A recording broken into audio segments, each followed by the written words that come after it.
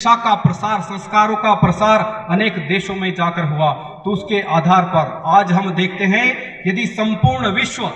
एक राष्ट्र दूसरे राष्ट्र पर आक्रमण करने के लिए आतुर है, भौतिकता के आधार पर अपने आप को संपन्न मान रहा है, किंतु कहीं ना कहीं यदि हमें शांति चाहिए होगी, आपस में जो इस प्रकार से मनुष्य से लड़ रहा है, परिवारों में अनेकों भेद हो रहे हैं, एक समाज दूसरे समाज से किस प्रकार से अलग उसको समझता है, तो इस प्रकार की कुरीतियां चाहे वह हमारे व्यक्तिगत संस्कारों में आई हो या हमारे पारिवारिक संस्कारों में आई हो या अपने समाज के अंदर ऐसी कुरीतियां आई हो, तो उन सब का जो समाधान है, उन सब का समाधान है कि जो अपनी सनातन संस्कृति के अंदर हमें धर्म अर्थ काम मोक्ष इस प्रकार का हमें ऋषि मुनियों ने जो हमें एक शिक्षा प्रदान की, उसका हम जीवन में अपने जीवन में उसे उतारे। तो आज का जो हिंदू सम्मेलन है, उसकी आवश्यकता इसलिए पड़ी है क्योंकि अपने समाज के अंदर, चाहे हमारी कुटुंब व्यवस्था हो, समाज के अंदर किस प्रकार से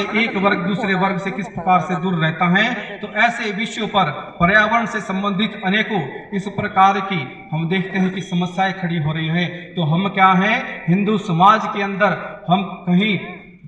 सूर्य की पूजा करते हैं, चंद्रमा की पूजा करते हैं, तुलसी की पूजा करते हैं, यानी कि प्रकृति पूजक हमारे संस्कारों में रहा है। लेकिन कहीं ना कहीं वर्तमान समय में ऐसे विषयों पर भी चिंतन करने की हमें आवश्यकता है। तो इन्हीं 5 कार्यों को लेकर, चाहे वह हमारी इस हम देखते हैं कि हिंदू सम्मेलन में 5 बिंदुओं को मुख्य रूप से रखा गया है, जिन्हें पंच प्रण नाम दिया गया है। तो हिंदू सम्मेलन का मुख्य उद्देश्य, जो आज के मुख्य वक्ता होंगे उनके मुखारबिंद से इन्हीं पंच प्रण पर हमें उद्बोधन प्राप्त होगा, जिसमें हम देखते हैं कि सामाजिक समरसता, स्वदेशी भाव और अपने कुटुंब प्रबोधन, पर्यावरण गतिविधि का हम इस प्रकार से देखते हैं, और अपने समाज के अंदर नागरिक शिष्टाचार। तो इन 5 बिंदुओं पर हम, यानी कि हम सबसे पहले